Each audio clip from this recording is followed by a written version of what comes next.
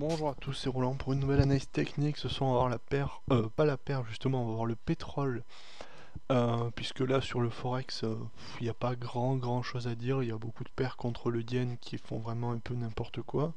Je voulais faire l'euro GBP, mais bon, c'est pas très joli non plus. On est vraiment sur des accélérations de volatilité. Et donc, d'un point de vue prédictif, c'est pas terrible. Alors, il y avait le GBP USD, j'avais fait la dernière fois, peut-être l'USD CHF encore un peu. Mais que je traite souvent, du coup, je vais pas revenir dessus, sachant que j'y étais il y a même pas 2 semaines et qu'il s'est pas passé forcément grand-chose. Donc, je vais prendre le pétrole parce que c'est une configuration graphique intéressante. Alors, on va reprendre l'analyse qu'on avait fait la dernière fois. Donc, le pétrole, globalement, je suis plutôt haussier, donc jusqu'à 100 à peu près, même plus. Après, c'est à débattre. Cependant, donc par rapport à cette figure ici, à ce triangle, alors je vais supprimer le grand triangle, celui qui est au-dessus.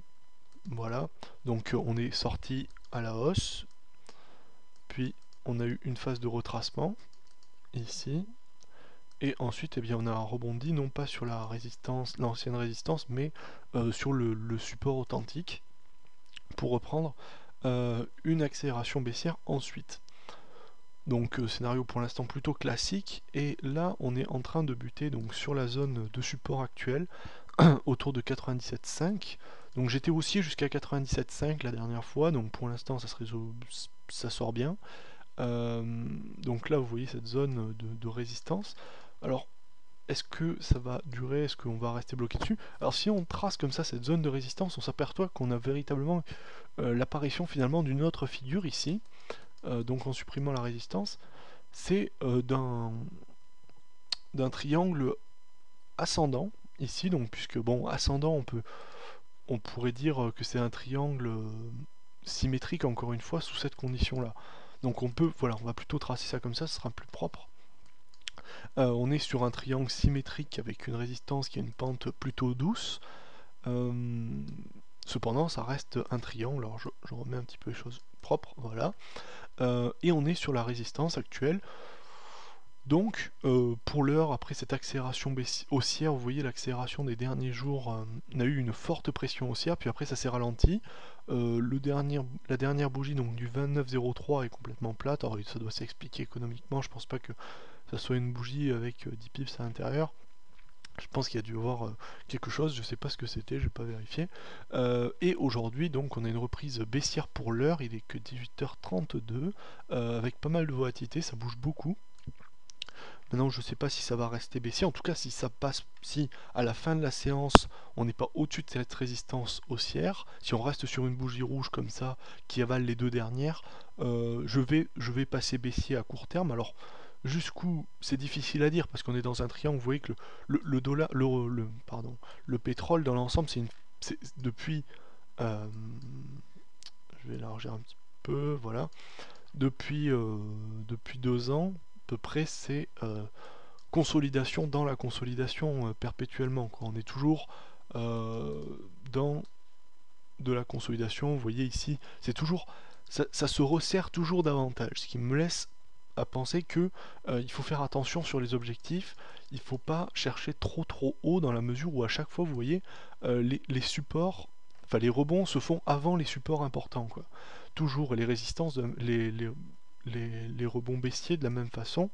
Donc il faut faire attention à ce niveau-là, c'est pour ça que je serais plutôt prudent sur le pétrole aujourd'hui.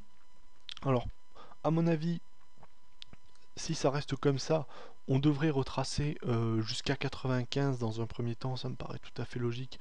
C'est une zone de support ici par les derniers plus bas. Et ensuite, donc, je dirais, bon après, on peut pas donner d'objectifs clairs. Je pense que 95, si ça reste comme ça ce soir, c'est à peu près sûr. Euh, et après, bon, après on n'a pas grand chose, donc j'irai, je serai baissier jusqu'au support oblique du triangle symétrique. Voilà. Donc après, ça dépend de ce qui va se passer. Est-ce qu'il y a une volonté haussière, donc de franchir, de sortir par le haut ou par le bas? Alors par le haut, ça serait le plus rapide pour l'heure. Si on a une, mon scénario, disons, n'est pas tradable hein, d'une certaine manière parce que la logique que je vous donne, c'est on est dans une zone de contraction, on est en haut de cette zone, on va plutôt avoir tendance à aller vers le bas, puisqu'on n'est pas dans un modèle, dans un ensemble où il y a une tendance claire et définie. Donc on va plutôt jouer la stratégie de range, donc des objectifs très très courts et très peu définis, puisque comme je vous ai dit, ici actuellement, dans un triangle, on n'a aucune certitude dans la mesure où les plus hauts, les rebonds se font avant les plus hauts et les plus bas.